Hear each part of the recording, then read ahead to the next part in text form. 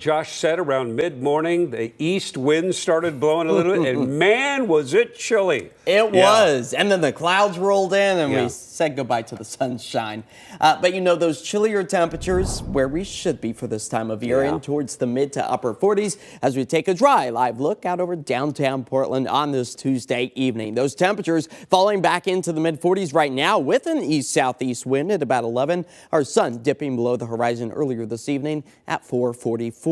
Now, after today's east wind event, that kept us on the cooler side, considerably cooler compared to yesterday's mid-50s to upper 50s. Many of us experienced up and down the I-5 corridor just yesterday, 49 degrees. That's where we ended up here in the Rose City, as our average daytime high temperature should be hovering right around 47 or so. A live look out towards the port of Kalama right now, expecting to hold on to those mostly cloudy skies as temperatures slide back into the upper 30s for the rest of this evening. Satellite and radar showing that the cloud coverage is widespread and will become even more densely packed as we work our way through the rest of this evening. But high pressure reducing the chance of any of those wet weather conditions, as a very weak system remains just offshore, I should say, as it prepares to push its way through our area, just keeping us cloudy tonight. But by tomorrow afternoon and evening, expecting that sunshine to return to much of the Pacific Northwest. Again, all courtesy high pressure that is also driving those Santa Ana winds out towards Southern California.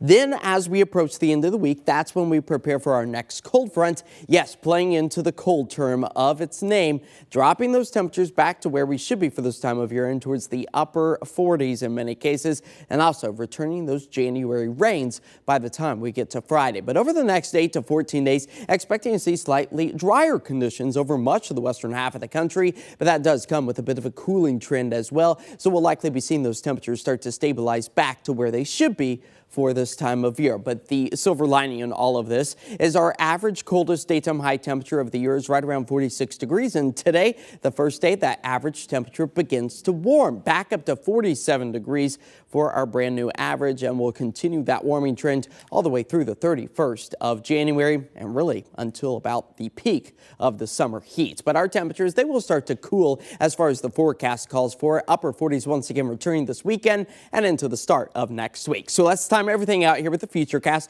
keeping those clouds widespread for tonight and the start of the day tomorrow. Maybe a light drizzle along the coast, but low impact for the I-5 corridor, and not expecting any of the wet weather. Again, rinse and repeat scenario for us on Thursday as we see a bit of a breakdown in that cloud coverage to enjoy just a little bit more of the sunshine. But rain gauges, lackluster, a lot of goose eggs there across the Pacific Northwest as our snow elevation level does start to take a bit of a tumble by the time that cold front swings through. So that means mountain snow will be returning. Great for the skiers and snowboarders alike, as that snow elevation level dips back to about 3,500 feet to 4,000 feet, so about 3 to 6 inches possible by the end of the week. Tonight, we stay dry. We increase that cloud coverage and see those temperatures fall back into the upper 30s for us as we anticipate smooth sailing for tomorrow's commute, morning and night. Expecting to see those mostly cloudy skies take us into a high of 52 as patchy fog starts the day off Thursday, staying mild, low 50s,